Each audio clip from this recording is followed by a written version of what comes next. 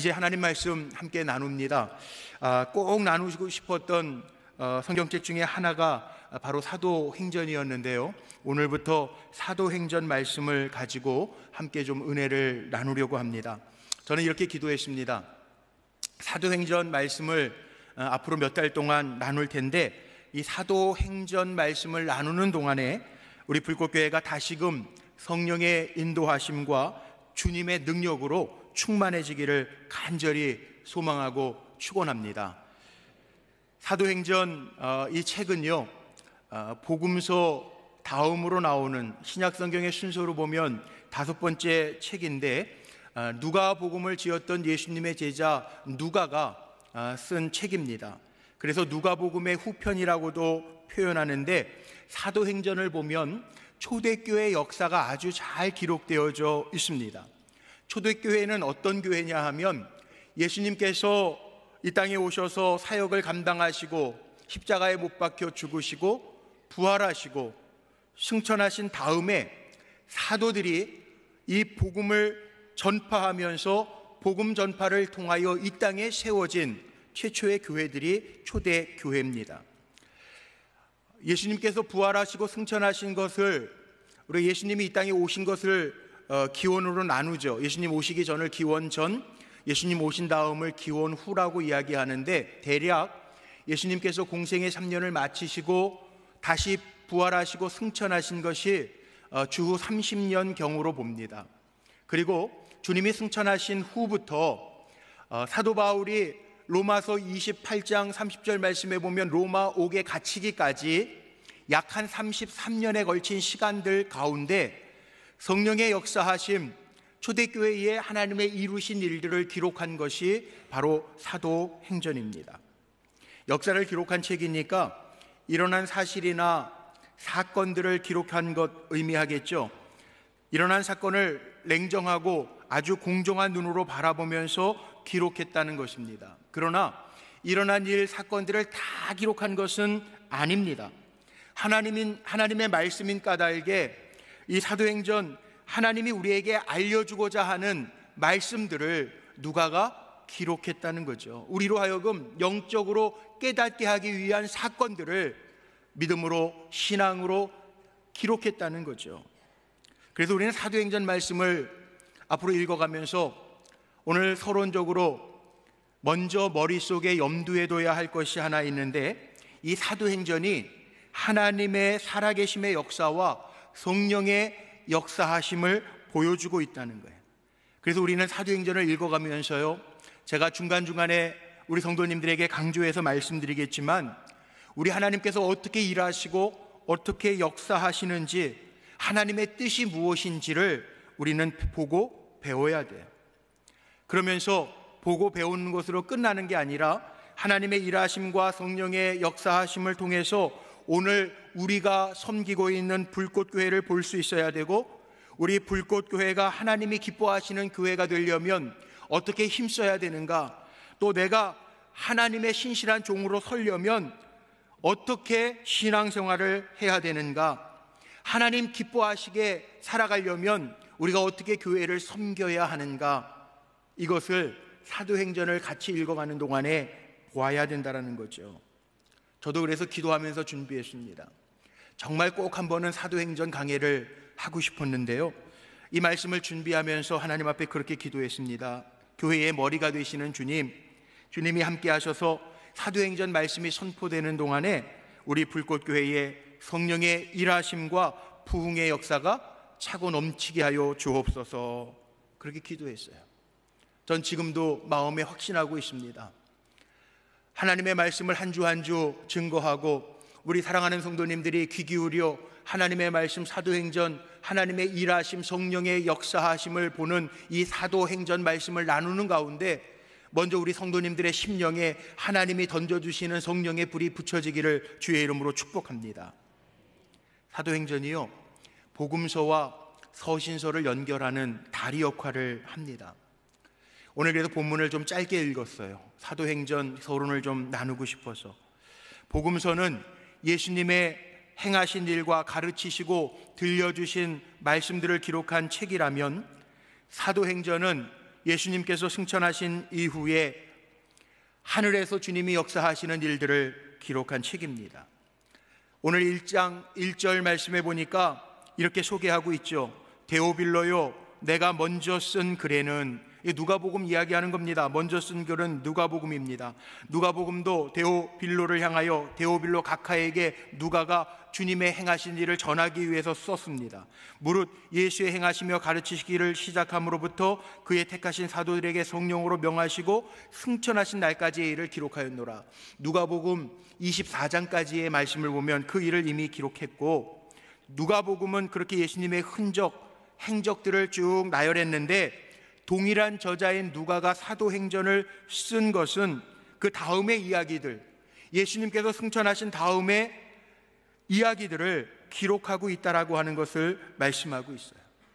누가복음은 주님이 이 땅에 오셔서 하신 사역들, 지상사역을 표현한 거라면, 사도행전은 승천하신 후에 주님께서 하늘 보자 하나님 우편에 앉으셔서 지금도 역사하고 계시는데, 그 역사가 이 땅에서 주님의 몸된 교회 안에서 어떻게 역사되어졌는지를 보여주고 있다라고 하는 것을 밝히고 있습니다.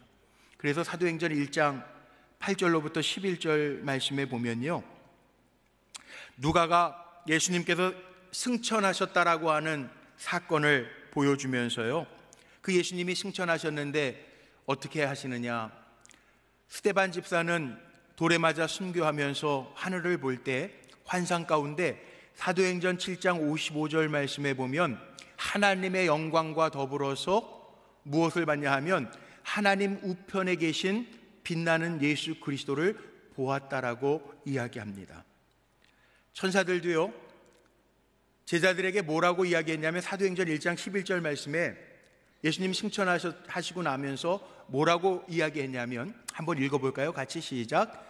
이르되 갈릴리 사람들아, 어찌하여 서서 하늘을 쳐다보느냐. 너희 가운데에서 하늘로 올려지신 이 예수는 하늘로 가심을 본 그대로 오시리라 하였느니라. 지금도 주님의 역사는 계속되고 있고요, 주님이 우리가 하늘로 올리우심을 본 것처럼 그대로 오실 거라고 주님의 승천을 본 제자들에게 천사가 증언하고 있습니다. 주님은 하늘로 승천하셨지만 하나님 보좌 우편에 앉아 계시지만 지금도 우리 인간의 역사 가운데에서 역사하시는 살아계신 주님이라고 하는 사실을 우리는 기억해야 됩니다. 경건한 하나님의 사람들을 뽑아서 세우시고 훈련시키시고 그들을 통해서 하나님의 말씀이 전파되도록 능력을 주시고 역사하시는 살아계신 주님이라고 하는 것을 우리는 기억해야 합니다. 이것이 성령의 역사고요, 이것이 주님의 능력과 은혜의 통치라는 거예요. 주님께서 하늘에 올라가셔서 이 땅에서 역사하시지 않는다면 2000년이 지난 지금의 교회들은 다 없어져야 됩니다. 그런데 주님은 지금도 변함없이 주님의 몸된 교회를 통해서 역사하고 계시기 때문에 살아계시고요, 분명한 것은 살아계시고 지금도 주님의 역사와 능력은 계속적으로 진행형으로 나타나고 있다는 거죠. 사도행전을 읽어가는 동안에 우리가 보아야 될 것은 복음의 능력입니다. 여러 가지 박해도 있었고 또 핍박도 있었지만 초대교회도 지금 2000년 후에 지금 교회가 이어져 가는 것처럼 살아 있습니다. 우리가 종종 교회 안에서 그런 표현을 씁니다. 초대교회로 돌아가자라고 하는 말을 하는데, 초대교회로 돌아가자라고 하는 이야기는 초대교회의 제도나 외형을 말하는 것이 아니라 그 믿음과 순수함과 열정과 성령의 역사가 나타나도록 우리가 바로 쓰자라고 하는 이야기겠죠. 우리 불꽃교회도요, 32주년을 지나고 이제 금년에 33주년 맞이합니다. 지난 32년 동안 오직 예수 그리스도의 살아계심의 역사와 성령의 역사가 있었기 때문에 오늘 이 순간 이 자리에 우리 불꽃교회가 있는 줄로 믿습니다. 그거 잊으면 안 돼요. 교회는 주님의 몸된 교회고 주님이 교회를 사랑하여 역사하시기 때문에 우리가 주님의 은혜와 능력을 잃어버리면 안 돼요. 주님의 은혜와 역사하심을 망각하면 사람을 보게 되고요, 사람을 볼 뿐만 아니라 교회가 기획하고 프로그램 그거 보게 된다는 거예요. 아니라는 거예요. 사도행전은 성령행전입니다. 사도행전을 읽어가면서 우리가 다시금 마음을 추스려야 할 것은 주님의 은혜와 능력을 바라볼 수 있는 교회가 되어야 된다는 거예요. 저는 우리 불꽃교회가 주님을 바라보는 교회가 되기를 간절히 소망합니다. 주님을 바라보는 교회가 될 때 주님의 역사가 끊임없이 우리 교회를 통해서도 나타나게 될 줄로 믿습니다. 사도행전을 보면 제자들이 달라졌는데요, 어떻게 달라졌나 보세요. 베드로도요, 비겁하게 도망가고 내가 모른다라고 하는 부인하는 그런 모습이 아니에요. 사도행전 가운데 4장 13절에 보면 이렇게 나옵니다. 사내들인 공의회 앞에서 당당하게 복음을 전했던 베드로와 요한을 보면서 사람들이 뭐라고 그랬냐 하면, 베드로와 요한이 담대하게 말함을 보고 그들은 본래 학문 없는 범인으로 알았다가 배우지 못한 평범한 사람으로 알았는데 이전에 예수와 함께 있던 줄로 생각하고, 주님과 함께 하니까 베드로가 강해서가 아니라, 요한이 강해서가 아니라 그들 속에 계신 주님이 역사하심을 사람들이 보았다는 거예요. 우리 불꽃교회도 마찬가지입니다. 사람이 움직이는 교회가 아니라 우리를 통하여 역사하시는 주님이 보여지는 교회가 되기를 간절히 소망합니다. 베드로 자신도 그랬어요. 사도행전 3장에 보면 성전 미문에 앉아있는 안진뱅이 거린을, 내게는 은과 금이 없지만 내게 있는 것으로 내게 주노니 일어나 걸어라, 나사렛 예수의 이름으로 걸어라, 그렇게 고침을 받은 거린에 대한 이야기를 증언하면서 베드로가 사도행전 4장 10절 말씀에 보면 이렇게 고백하잖아요. 너희와 모든 이스라엘 백성들은 알라, 너희가 십자가에 못 박고 하나님이 죽은 자 가운데에서 살리신 나사렛 예수 그리스도의 이름으로 이 사람이 건강하게 되어 너희 앞에 섰느니라. 베드로도 사람 자랑하지 않습니다. 주님이 하셨다라고 하는 것을 자랑합니다. 그렇다면 저와 여러분 시선을 모아야 할 곳이 어디 있냐면요, 우리가 신앙생활하면서, 교회 생활하면서 우리가 의지하고 바라봐야 될 것은 주님이에요. 살아계신 주님을 바라보며 나아갈 때 저는 분명히 믿습니다. 지금도 어제나 오늘이나 동일하신 주님이 이 순간에 이 자리에서도 역사하실 줄로 믿습니다. 사도행전에 나와 있는 초대교회가 핍박도 있었어요. 어려움도 있었어요. 그런데 그들의 시선은 주님을 바라봤어요. 우리도 마찬가지예요. 오늘도 이 자리에서 동일하게 역사하시는 주님, 성령 하나님을 바라볼 때 이 자리에서 내 곁에서 나에게 힘주시고 역사하시는 주님을 만나게 될 줄로 믿습니다. 사람들이 착각하는 게 있어요. 교회는요, 교회가 무슨 사회단체도 아니에요. 친교단체 더더욱 아닙니다. 교회는요, 무슨 사회의 정의를 외치는 집단도 아닙니다. 교회의 진정한 의미는 저희가 정말 예수를 닮아가면서 예수의 이름으로 모이고 예수를 믿고 예수의 말씀을 따라갈 때, 오늘 우리 찬송해 주셨는데 나 주님만 따라가리, 주님의 이름으로 모여서 주님의 말씀을 듣고 주님 그 모습 그대로 따라갈 때 주님의 능력이 임한다라고 하는 사실이에요. 성령 받았다라고 하는 게 뭡니까? 오늘 5절로 끊어서 읽은 이유는 제가 사도행전의 서론을 좀 나누고 싶고, 데오빌로요 이렇게 시작했는데 왜 데오빌로라고 하는 이름이 제일 먼저 나왔을까? 이 두 가지를 좀 나누고 싶은데요, 가만히 생각해 보세요. 우리가 성령 받았다라고 하는 게 뭘까요? 뭐로 증명될까요? 4절 말씀에 보면 예수님께서 40일 동안 살아계심을 제자들과 따르던 사람들과 함께 보이면서요, 예루살렘을 떠나지 마라, 내가 너에게 말한 대로 기다리라, 그렇게 얘기해요. 성령 받은 사람은 내 마음대로 사는 사람이 아닙니다. 성령 받은 사람은요, 주님이 약속하신 바 약속을 기다릴 줄 아는 사람이 성령 받은 사람이에요. 내 마음대로, 내 뜻대로, 내 경험대로 살아가는 게 아니라 주님의 약속의 말씀을 따라가는 사람이 성령 받은 사람이라는 거죠. 사도행전에서 보여주는 초대교회 성도들의 모습은요, 바로 그겁니다. 증인의 모습으로 사는 것. 자기가 보고 듣고 경험한 것, 그거 증인의 모습으로 사는 거예요. 자기 생각을 얘기하는 게 아니고요, 내가 만난 주님 그 증언하는 거예요. 오늘날 교회도 마찬가지예요. 저는 우리 불꽃교회가 그런 교회 됐으면 좋겠는데, 우리 성도님들이 예수님 만나시기를 바랍니다. 주님의 말씀을 체험하시기를 바랍니다. 하나님의 약속대로 이루어짐을 볼 수 있는 성도들이 되시기를 주의 이름으로 축복합니다. 그리고 내가 만난 주님을 증언할 수 있는 성도들 되시기를 축원합니다. 초대교회 교인들이나 사도들이 목숨을 걸고 복음을 전할 수 있었던 까닭은 다른 게 아니에요. 살아계신 주님을 만났고 그 능력을 체험했고 성령의 도우심을 보았기 때문에 죽음이 두려운 게 아니에요. 그래서 목숨을 걸고 증거합니다. 믿음의 역사는 이런 거죠. 우리 불꽃교회 사도행전 읽어가면서 정말 이 초대교회에 일어났던 역사가 우리 불꽃교회에 그대로 하나님 역사하실 줄로 믿습니다. 성령의 위로하심과 성령의 도우심으로 진행되어지는 우리 불꽃교회가 되기를 간절히 소망합니다. 오늘 사도행전 시작하면서 첫 제목을 이방인에서 주님의 자녀라고 정했는데요, 사도행전을 묵상하고 준비하면서 오늘 사도행전 1장 1절 말씀에 보면 좀 신기한 게요, 데오빌로요 이렇게 시작을 합니다. 데오빌로요, 사람의 이름이 등장해요. 사도행전이라고 하는 말 뜻은 우리가 아는 것처럼 사도들의 행적을 기록한 책인데, 사도들의 행적을 기록한 것을 누구에게 말하느냐? 데오빌로요, 그렇게 얘기합니다.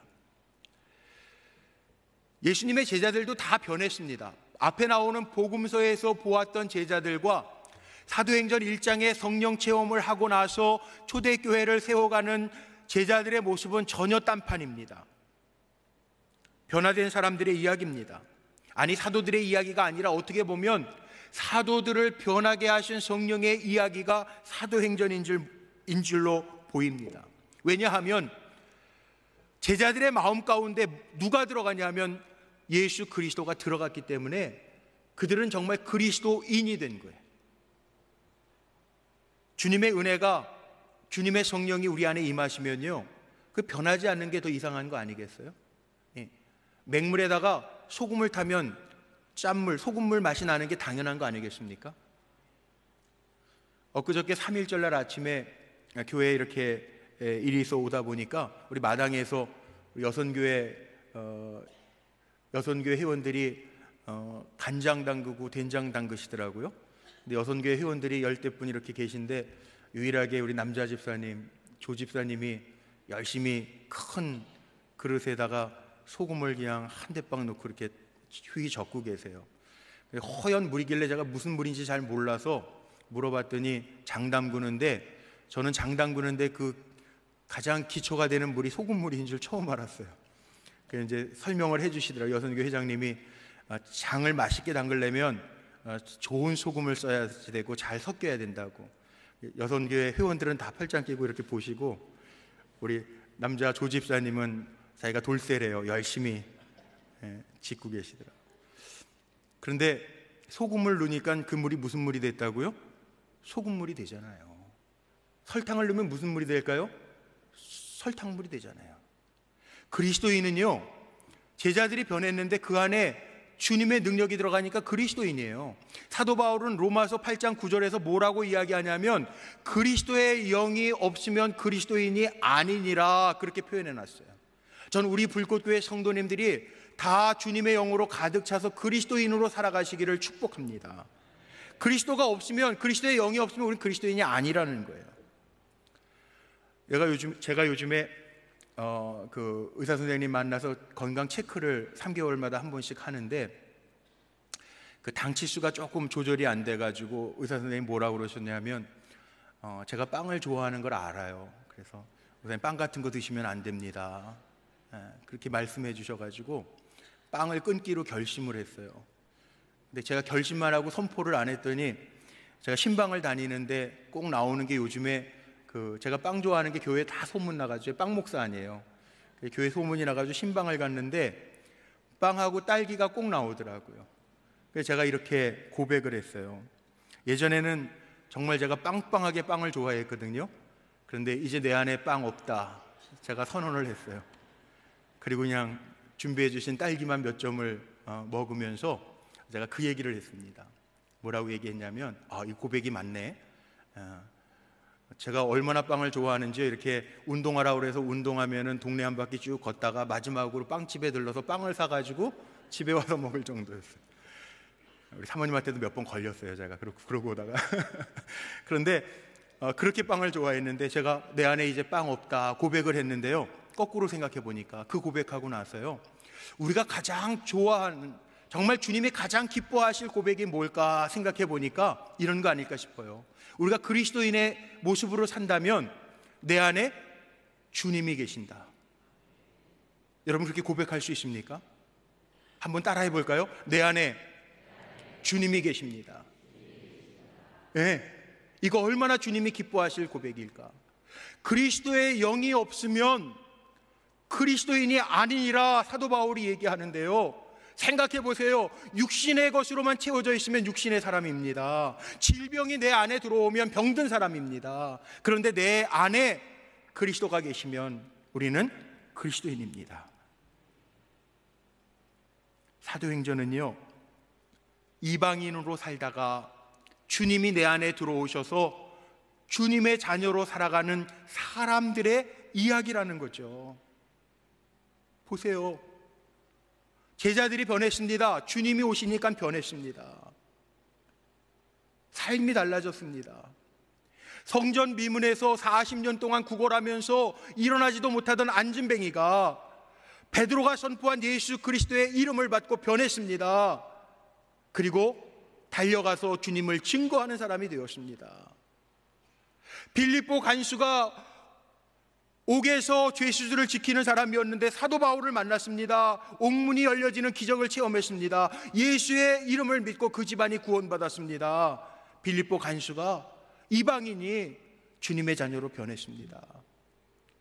에디오피아 네시아가 빌립으로부터 하나님의 말씀을 듣고 변했습니다. 이방인이 주님의 자녀가 되었습니다. 이 이야기가 사도행전의 이야기라는 거예요.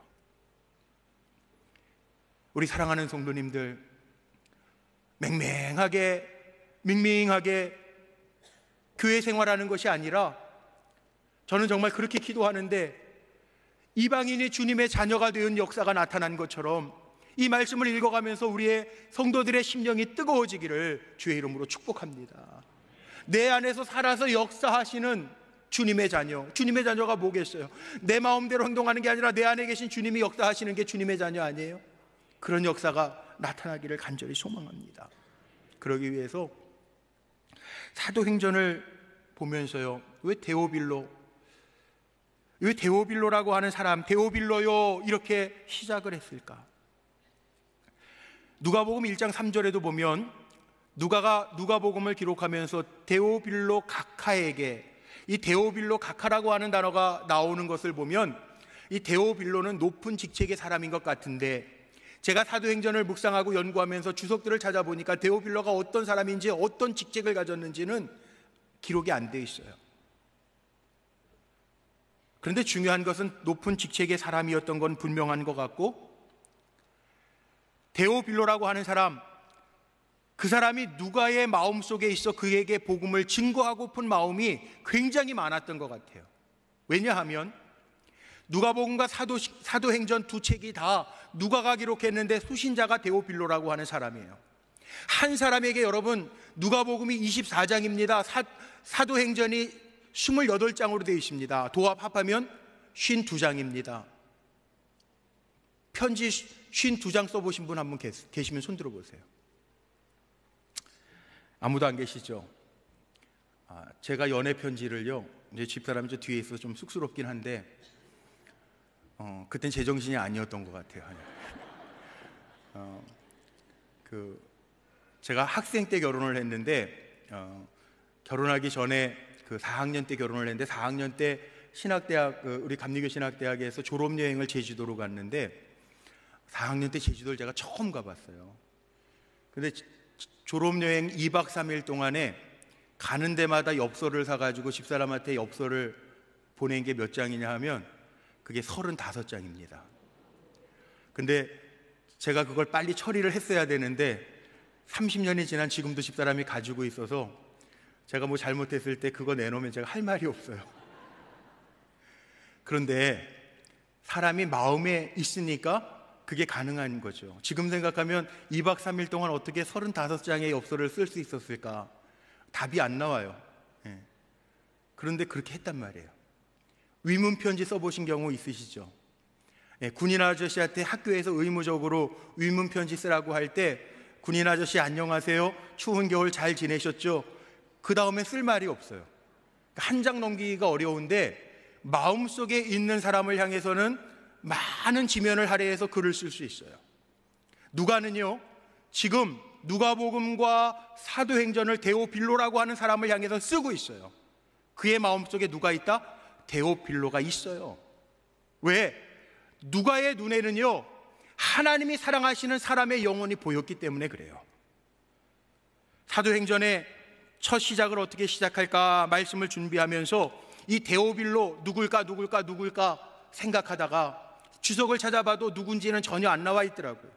그런데 데오빌로가 이방인인 것은 틀림이 없다는 거예요. 왜? 이름 자체가 헬라식 이름이기 때문에 데오빌로는 이방인이라는 거예요. 그리고 우리가 아는 것처럼 데오, 이거는 하나님을 의미할 때 쓰는 말. 그래서 신학이라고 하는 게 영어로 떼올로지라고 그러잖아요. 신학이라는 말 쓸 때에도 떼오가 붙어요. 이 신이라는 뜻이에요. 하나님이라는 뜻이에요. 필레아, 우리가 알죠? 사랑 아니면 우정, 친구, 이런 뜻입니다. 그럼 데오빌로는 누구냐? 하나님의 친구, 하나님의 사랑하시는 자라고 하는 이야기예요. 이방 사람이지만 누구나 세상을 이처럼 사랑하셔서 예수 그리스도를 보내주셨는데 누가의 마음속에는 누가 있었느냐? 이방인이지만 사람이 있었다는 거예요. 사람, 하나님의 사랑으로 보였다는 거예요. 무슨 얘기입니까? 전 이렇게 말씀 풀어가고 싶은데, 은혜 받은 사람은요, 사람을 귀하게 볼 줄 아는 사람이에요. 사람을 막대하지 않습니다. 은혜 받은 사람은, 성령 세례 받은 사람은요, 사람을 귀하게 여길 줄 압니다. 그래서 사도행전은 사랑행전이기도 하고요, 사랑행전이라고 표현하기도 합니다. 사도행전 시작하면서 우리의 기도가 바뀌어야 될 텐데, 우리 성도님들의 심령이 넓어지기를 주의 이름으로 축복합니다. 넉넉히 이방인까지도 사랑하고 세상도 사랑하고 많은 사람들을 사랑하면서 그를 위하여 복음을 전할 수 있는 뜨거운 마음이 먼저 저와 여러분 마음 가운데 차고 넘치기를 주의 이름으로 축복합니다. 어느 선교 잡지에 이런 이야기가 저에게 감동을 주어서 소개합니다. 뉴욕에서 의과대학을 마친 한 신앙 청년이요, 뉴욕의 시립병원에서 인턴 레지던트 수련의 과정을 하게 되었는데, 정말 수련의들이 바쁘잖아요. 한국이나 미국이나 동일하겠지만 정말 바쁜데, 이 신앙인 청년 의사 수련의에게 가장 힘들었던 게 뭐냐 하면, 당직 서는 날 밤에 알코올 중독자, 그 다음에 약물에 중독된 사람들이 실려오는 것, 그들에게 응급 조치하는 게 너무나도 힘들었다는 거예요. 왜? 술 취했으니까, 약물 중독이니까, 제정신이 아니니까 그런 사람들을 돌보는 게 너무나도 힘들었다는 거예요. 난동을 부리고 정말 힘들게 하룻밤을 꼬박 씻는데 아침이 되면 맨정신으로 툭툭 털고 나가는 그 사람들이 너무 싫었다는 거예요. 뉴욕의 시립병원이니까 뉴욕의 할렘가에서 그렇게 쓰러져 있는 사람들이 위급하다고 느껴지면 다 그쪽으로 왔겠죠. 근데 어느 날이었어요. 어느 날 한밤중에 교통환자가 구급차에 실려왔는데, 얼굴을 보니까 얼마나 잘생겼는지 10대 젊은 소년이 이미 뇌사 상태에 빠져서 실려왔습니다. 의사팀장이 최선을 다해 봤지만 살 가능성이 없고 회복 불능 상태로 선언을 하고, 뒤늦게 온 부모님에게 이야기를 합니다. 이제 회복 불능하니 남은 일은 살아있을 때 저의 장기, 눈 적출해서 다른 환자에게 줄 수 있는 길이 있습니다. 근데 이 아이가 어떤 아이였냐면, 고등학교 미식 축구 선수였고 기독교인이었고 한 가정의 외아들이었어요. 부모가 기도하고 결정을 했습니다. 눈물로 기도한 후에 아들의 장기를 이식하라고 허락했습니다. 그날 밤의 사고가 돌발적인 갑자기 일어난 사고였기 때문에 수혜자를 급하게 생명이 끊어지기 전에 찾는데 그것도 쉽지 않았습니다. 그런데 마지막으로 지명된 대상이 너무나도 엉뚱한 사람이었는데 마침 마약, 알코올, 폭력, 거기에다가 강간, 현행범으로 수없이 교도소에 드나들면서 가족에게도 지울 수 없는 상처를 주었던 한 환자에게 장기를 이식하게 됐어요. 그 청년 신앙인 의사가요, 이건 말이 안 되는 거잖아요. 어떻게 그 고귀한 생명의 마지막 모든 장기를 저 막장 인간에게 줄 수 있습니까? 수술을 집도해야 될 의사에게 막 항의했어요. 그랬더니 그 팀장 의사가요, 이 청년 의사에게 이렇게 얘기합니다. 뭐라고 이야기하냐 하면, 우리 눈에는 쓰레기 같지만 하나님께는 그도 또한 아들이요, 이때와 이 기회는 하나님 그분만의 것이고 또 이 사람이 자기의 남은 생명을 어떻게 쓸는지 우리는 다 알 수 없다고. 하나님 앞에서 인간은 공평한 존재고 우리는 하나님이 맡겨주신 일을 가지고 최선을 다하는 도구일 뿐이라고 이야기하고 결국은 장기 이식 수술을 해줍니다. 장기 이식 수술이 끝나고 아침이 왔을 때 아침 햇살 속에 누워있는 그 장기 이식을 받은 참 더럽고 지저분한 인간이라고, 막장 인간이라고 생각했던 그 환자의 얼굴 속에서 이 젊은 신앙인 의사는 하나님의 미소를 발견합니다. 그리고 이렇게 고백합니다. 이제야 내가 비로소 눈을 떠서 사람을 보게 되었다고.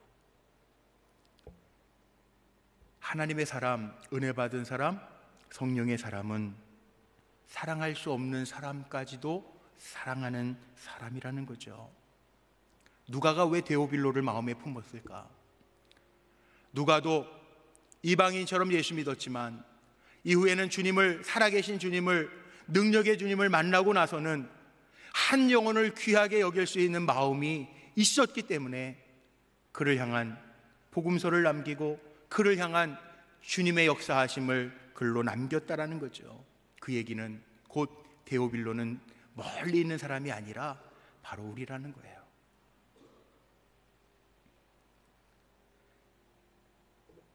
그리스도인, 사도행전적으로 말하는 그리스도인의 정의는요, 예수 그리스도의 사심을, 살아계신 예수 그리스도를 내 삶을 통해서 보일 수 있는 사람이 그리스도인이라는 거예요.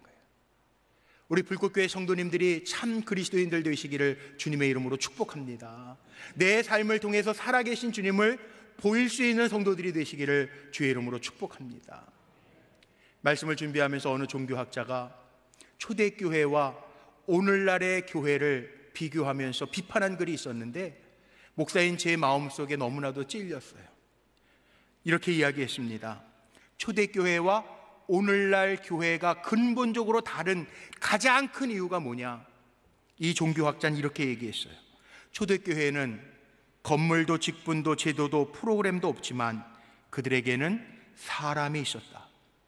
그러나 지금의 교회는 모든 것이 다 넘쳐나는데 그들에게는 사람이 없다는 것이다.